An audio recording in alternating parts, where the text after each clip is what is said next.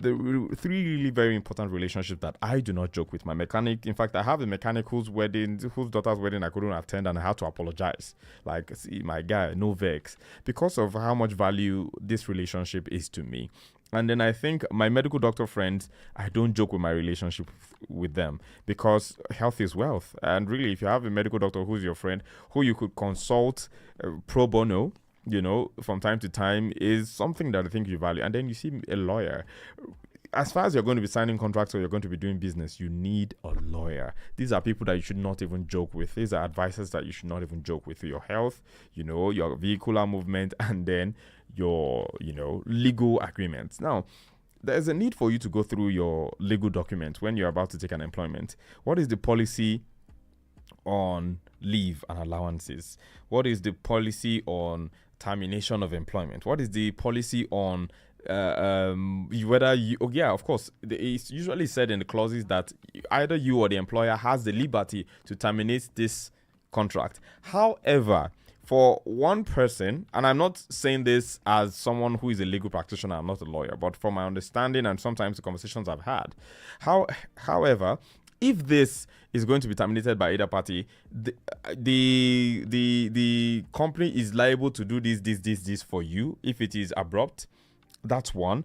And then for you as an employee, you are to give a notice of blah. So if you probably haven't done your 6 months probation complete, and maybe your probation is, some companies will tell you their probation is 6 months, some will say it's 3 months, some will tell you it's even more. So these are things that you need to look out for when you're signing contracts, first of all, because I think this borders a lot on contracts, since we're talking about work relationships and everything. What kind of contracts did you sign? And this is something that I was going to talk about. Ejima True Love. Ejima True Love actually spoke about this in his text message. Now, Ejima True Love also sent another message. He says, the name of such institutions should be made known. Let's make them popular. Ejima True Love. Ejima True Love, the thing is, we don't know their side of the story. So if we put them out in that light, it might be a problem. So yeah, let's not get sued for defamation of character.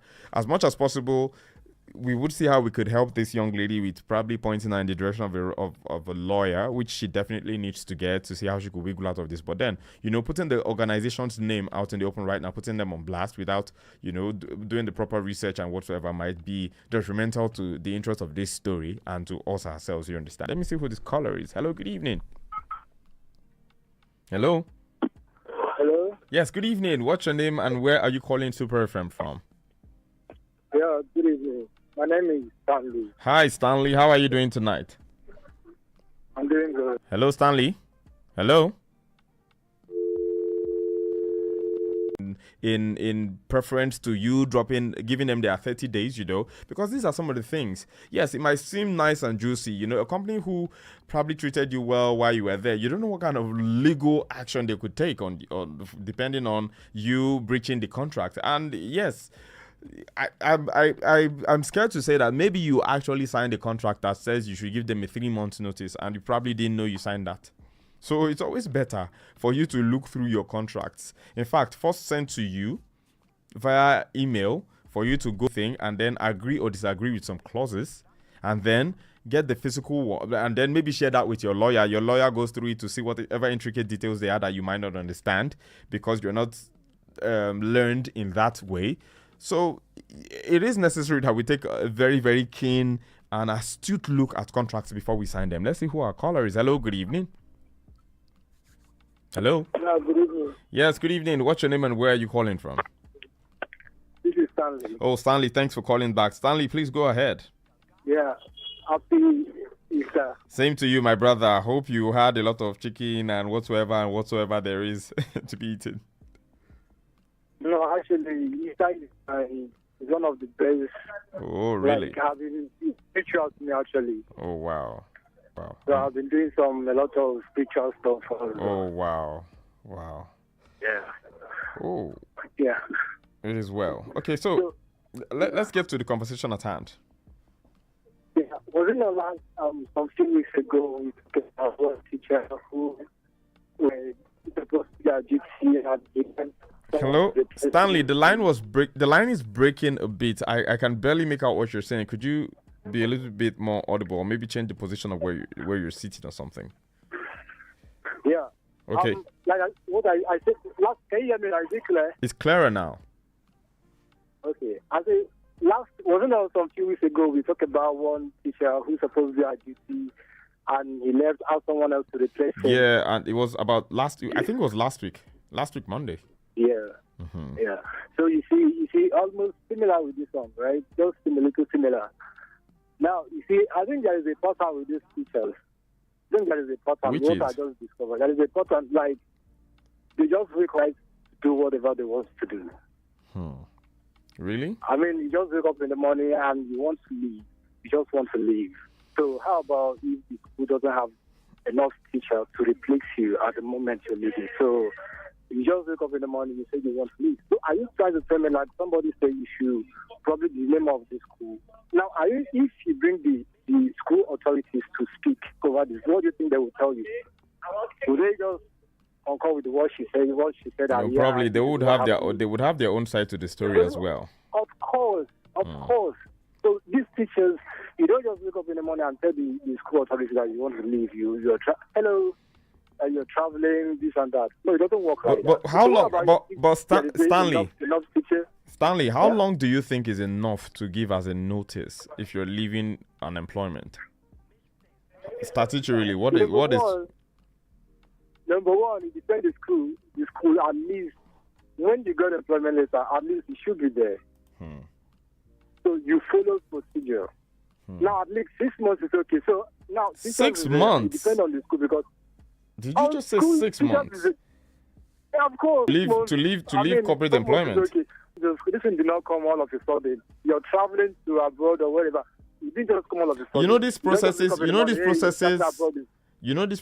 You could have been processing for years. You're trying and trying again. Send the application. You probably didn't get your visa, didn't get approved, and all of those things.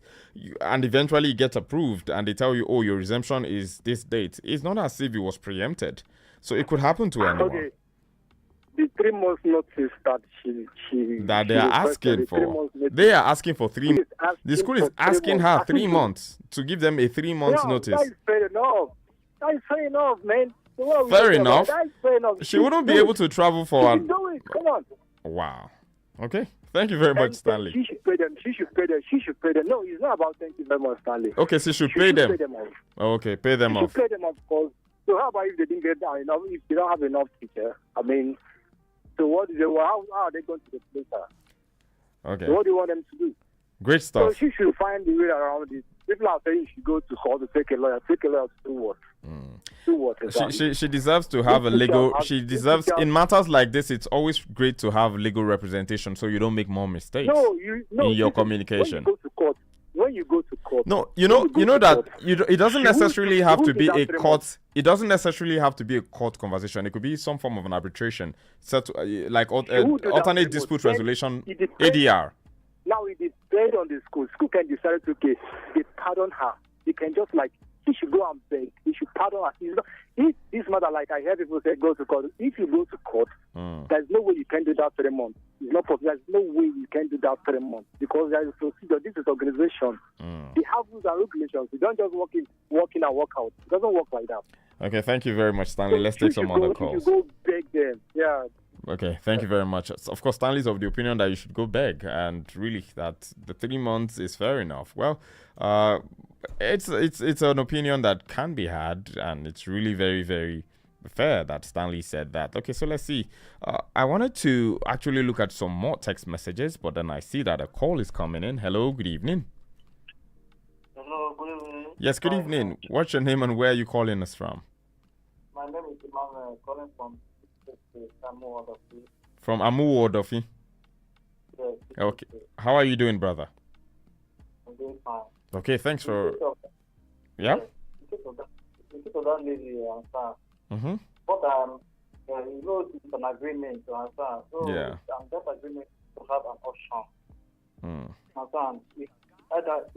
If you cannot give that 3 months, there must be a penalty. There must be something else to do, either to pay so amount or so amount. In lieu of, okay?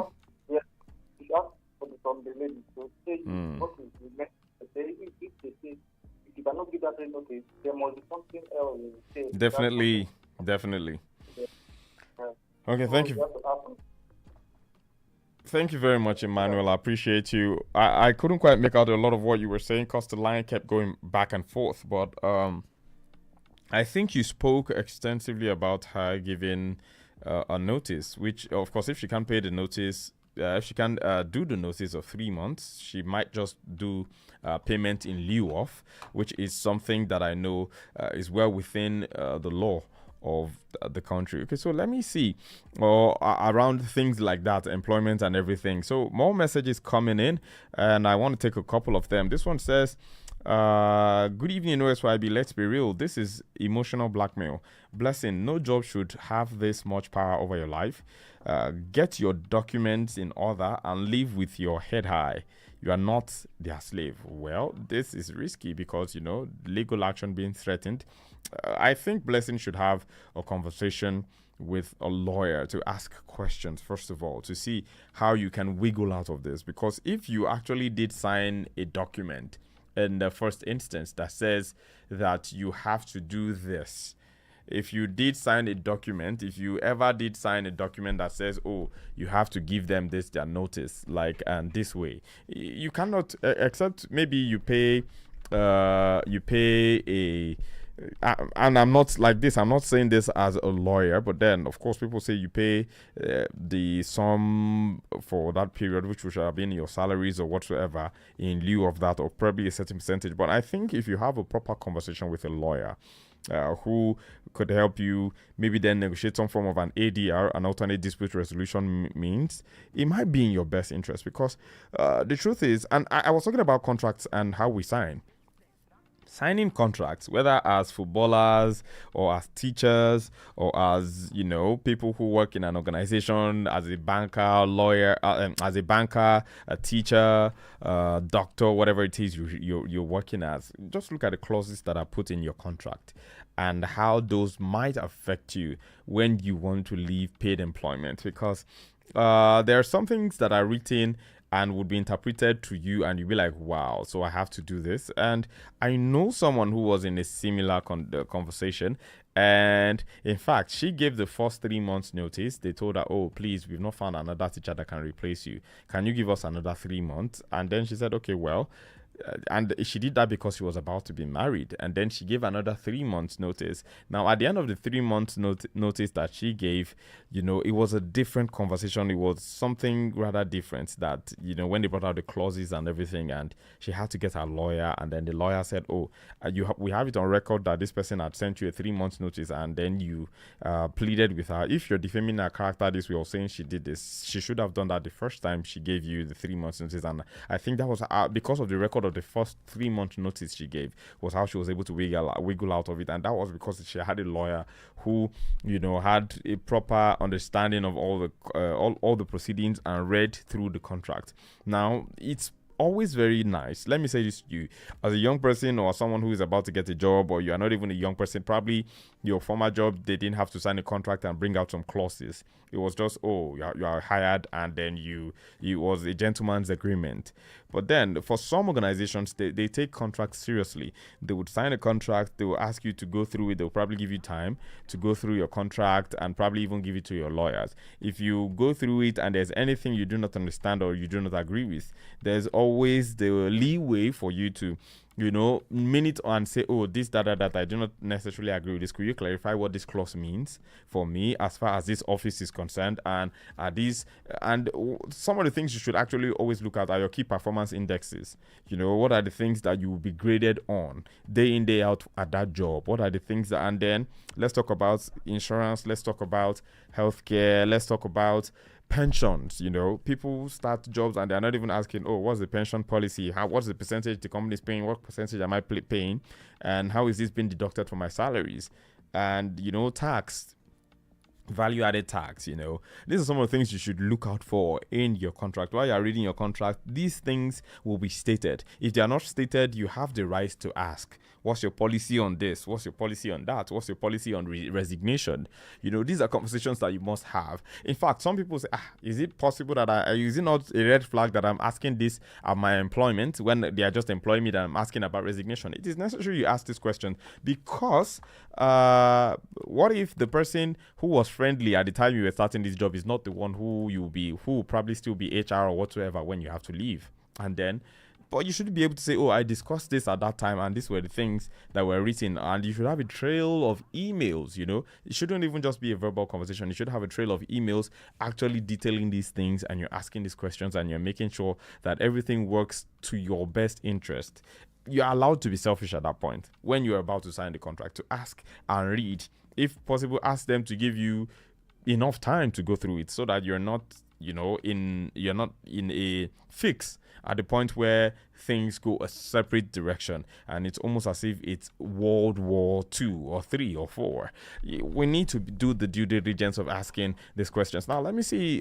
Some messages did come in while we were in the middle of that conversation. So this one here says, good evening, OSYB. Make them report this matter to Ministry of Labour. These kinds of employers get away with too much. If she has her admission letter and visa, she fit waka jejely. That 3 months notice is not law.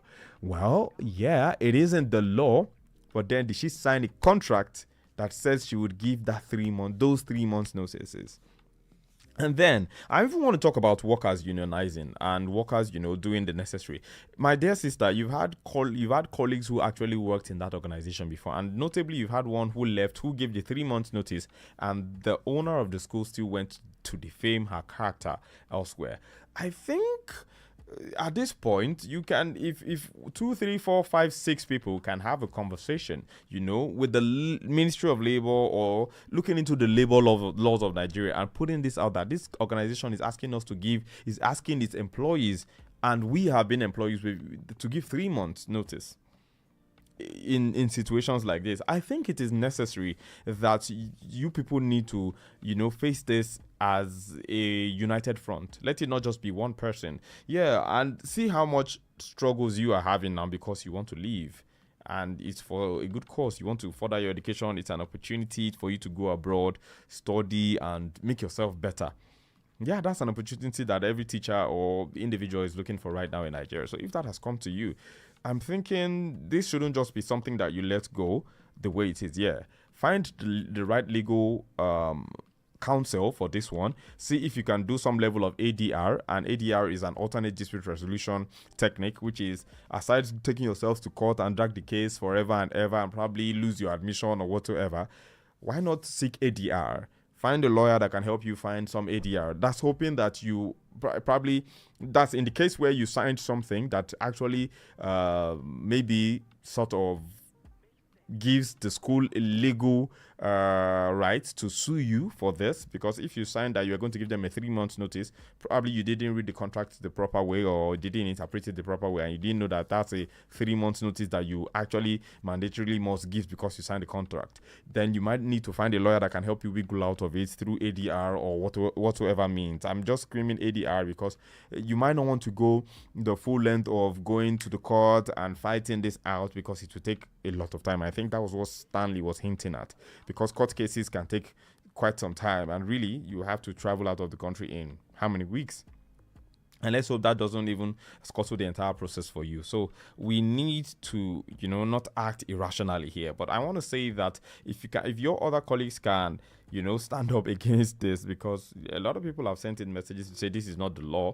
Like Kayode from Surulere saying this is not the law. And what's the name? Mama May also relating to the fact that, hey, 30 days is enough, and that usually in the school she works, the owner of the school will say, if you're not resuming with us next term, let's know now, so we can spread our nets and start to see if we want to bring in new teachers, And of course, that's something that I think is viable. But then let's look at the fact that also some employees have left their employers in the lurch. And by leaving them in the lurch, I'm saying people who would just opt and leave. I saw a mass exodus of in a certain organization that I know. So like 2-3 people of course 2 gave their notice, but the third person just, I'm leaving, and I'm leaving tomorrow, and just packs his things and leaves. And for me, I feel like it is irresponsible of a person, because I do not want to be in a place where people would not be able to go to places that I've worked and have me referred. Of course, I always want to leave on the note of, oh, I did my due diligence while I was here, I gave my best, and at the point when I found out that my best was no longer working, or because I found another opportunity, let's do my 30 days. Let me do my due diligence of not leaving this organization in the lurch. And I think that's just what we should do. 30 days. And then if the 30 days cannot work, do I have to pay in lieu? Is this something I want to discuss with HR? Like, oh, I have to leave abruptly. This is the right now thing for me. According to the clause, you said this, or in lieu of, I pay my salaries, I pay the company my my present wage. These are conversations that you could have. But then I'm thinking that would only work in an organization where it's not too vindictive. At least we've heard this side of the story. We've not heard the organization side of the story. But these are all valid things that we need to look at. Basically, as a member of staff anywhere, maybe you need to take a look at your contracts again tonight to see what it is like when it comes to resignation or termination and whatsoever, so that you won't be fighting the wrong battles at the late hour. Right now is the time to go and look at everything that you've signed, that you've put your pen to paper, and be sure that you were properly represented in the context. Okay, I want to take this message. I think this might be the very last couple of messages I take. I just want to take them back to back. This one says, good evening, OSYB, and it goes on to say, my name is Aisha, texting from Mushi. I'm a first-time texter. Thank you so much, Aisha. And she says, dear Blessing, God will fight for you. Nigerians need to stop enabling toxic work environments. Take your chance and don't look back. We are rooting for you. Thank you very much. But then, Blessing, get a lawyer. That's just it. So this one says from Unamdi. This one says, good evening, OSYB. Unamdi from Festac. This is a classic case of employer intimidation. Employer intimidation. Okay, she should document everything. Send a formal resignation letter and copy a lawyer if possible. Don't let fear cheat you out of your dreams. Well, that's a valid one. And Sarah from Yaba says, good evening, OSYB. I faced a similar thing in 2021. I left after 1 month notice and they threatened me, but nothing happened. Blessing, no be prison you dey go. No be prison you dey. Go and build your future. You are not alone. Well, of course, Blessing, you might want to do this as well. You might want to build from a place of, doing the due diligence of letting them know your 30 days and they're putting in your 30 days and then having a lawyer or something. But then do not let this escalate to the point where they are defaming your character or writing to the commission, to the embassy of whatsoever and defaming your character one way or the other, because they have that record, and I'm hoping it's not something that can actually hold water. Daily from Agege says, good evening, OSYB. This story, they pain me. The employer is clearly bitter and controlling. Blessing should just resign. Even if now 1 month, let them sue. They'll lose. What they are doing is harassment. Well, I'm hoping one of these people were lawyers, but then, Blessing, like I said, you should get a lawyer and follow through on this conversation. It shouldn't be something that you're doing based on, just a whim. But everybody has tried to say something tonight that I think you should hold on to. You should follow your dreams. You should do your best while you're still there and give the notice. You get your own legal practitioner, and if they could have an alternate dispute resolution set up, the school comes to sit down, your lawyer is there, they come in and then go back and forth. If you have to give in lieu payment or whatsoever, please do that. But your reputation is key, and as much as possible, do the best you can while you're still there. But thank you so much for trusting us and for being vulnerable enough to send this out to us tonight. We really do appreciate it, and we hope that you can actually go through this unscathed, and that eventually you have the life that you've dreamed of. Well, talking about the life that you've dreamed of, a young man sitting across from me is about to live the life that he's always dreamed of, which is serenading Lagos every evening. How are you doing? That's what's up. That's what's good. What's up now? Am I? OSYB. So this let's be real matters now. Wow, people are going through problems. So. Yeah, hey. Things happen to everybody, and the truth is, things happen to a lot of people. Yeah, and the truth is, I feel like it's always necessary to read contracts before you sign them. Of course, no, most definitely. Whatever contract, because I'll say I've made that mistake by signing a contract. I read it, but I didn't thoroughly read it through and get another person's. An expert's opinion on it. Expert opinion. Because I was going to talk about the fact that, if you're ever going to sign a contract, you know, I did a job once. It was not even as an employee somewhere. It was as a business owner, as a voice actor and something else. And I signed a contract that says I can never say that I did that thing. Did that thing, right? Yeah, and it's called a non-disclosure, you know, and or at least you can't say you did it for another 50 years or something. And you know, these are some of the things that stifle creativity. So as much as possible, get a lawyer. And if you will sign such clauses that says, oh, non-disclosure, this, that, get your lawyer to interpret it, and then get your lawyer to respond saying, oh, if I'm going to do this at this level and you do not want me to say that, here is my financial demand to see to it that for the lifetime of this project that this thing is going wrong, I get paid this amount. And then, you know, these are things that you need to have. And like I said, people get screwed over with things like this. Yeah, a lot. Yeah. And I'm gonna say this again, that there are 4 relationships you shouldn't mess with as far as this world is concerned. Your relationship with the Most High God, your relationship with your doctor, your mechanic if you have a car, and your lawyer. Those 4 relationships you do not want to mess with. That lawyer I'm working on it, but she did misbehave. She'll make a marry on tomorrow, but it not gonna work. Okay, but make sure you have an amazing relationship with your lawyer. You better just marry her. And while you're marrying her, I think you should read up on them. I'll be counter lawyer. Okay, but then I think we're not hoping for the worst, but I'm just saying that, you know, always have your lawyers in place and have a great relationship with them. Lawyers, doctors, mechanics, don't joke with it. Those three. Facts. You cannot do, and if you have a tailor somewhere that you I don't joke with that one. But then, you know, of course. But what's good with the conversation on Man Crush Monday this morning? I know everyone is saying that. This morning. I said morning. Excuse me, Jare. Now so I'm still in my Sunday feeling. You know what I'm saying? So you had a break, but we've both been here all day. So not really. I skedaddled at some point. Okay. I had to leave y'all in this building, man. But yes, tonight is that night, Man Crush Monday, and yes.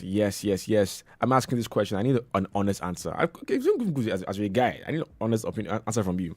Do you believe, as a man, that you should wait until you're financially stable before getting into a relationship? No, I don't. I've never believed. Get a job, make some money before. So what going I'll into tell a him is relationship. I'll tell him to get something. I'll tell him to get something doing. Okay. Let me tell you why I say that. So the interesting thing is, for me, I feel like there is no financial stability. It's a myth. Well, you can because the more you get, the more you standard of living, the more you work. And then there's that crazy thing that happens where you're now trying to hit a mark, and every time you hit it, there's less. You are insatiable. Success can be every time you hit the mark of success, you're wanting more. That's right. And then so it goes beyond what you have and starts to look like what you need to have. True. And then you lose sight of it. And let me tell you something. If you are financially stable, I have this warped mindset, and you could correct me, that you might not find the one. Because everybody just it's hard though. It's hard. If a woman can love you when you had nothing and believes in your potential and everything, it's hard. If a woman can love you when you have nothing, you like she's probably the one. And I'm not saying that's the hard and fast rule. Yeah, but you understand. But I'm just saying, like, if she's there and you ain't got nothing, bruh, wife her. but saying that you need financial stability, bro. That thing, they work.